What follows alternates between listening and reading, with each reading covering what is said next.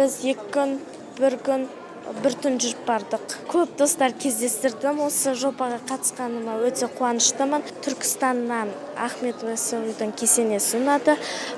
Астанадан Бәйтерек, Ақорда ұнады.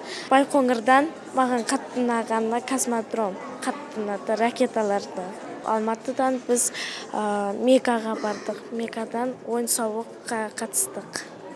Сол қатты ұнады. Туған ел өте әдемі, көрікті. Көркейіп келе жатқанына өте қуаныштымын. Әрине, біздің кең байтақ елімізді 10 күннің ішінде аралау ол мүмкін емес. Алайда сендер біздің ең ірі танымал 4 қаланы зерттеп шықтыңдар. Және де біріншіден Самұрық Қазына Траст фондына бір қошемет жасасақ, өйткені осындай идеяны ойлап шығару және оны іске асыру ол үлкен жұмыс. Біз кішкентай кезде сендерден осындай мүмкіндік туған жоқ. Қанша жерлерді сендер көріп, сол жерде куә болып, оны суреттен көрсең ол бір нәрсе, ал өзің барып көріп қолмен ұстаған ол екінші нәрсе. Маған әсіресе ЮНЕСКО-ның қорғауына алынған Түркістан жеріндегі Қожа Ахмет Яссауи кесенесі қатты ұнады. Бұл кесене 14 ғасырда атақты Ақсақ Темірдің бұйрығымен салынған болатын.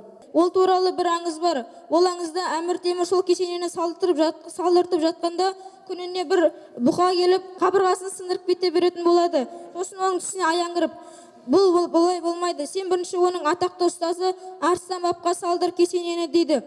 Сосын ол солай Арыстан бабқа кесенені салдыртады. Содан кейін барып Қожа Ахмет Яссауи кесенесін салдыртады.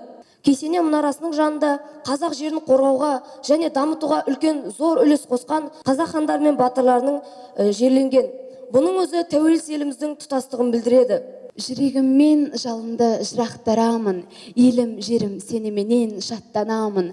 Қазақстан, кең байтақ ұлы далам, ұлысың сен, әрдайым мақтанамын.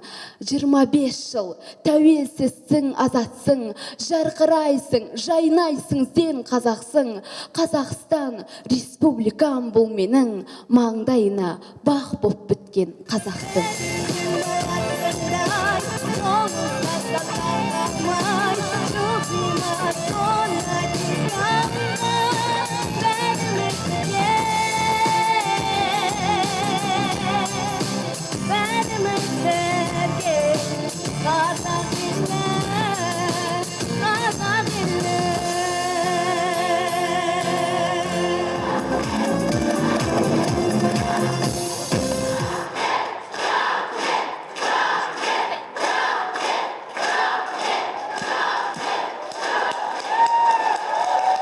Бәрекелді.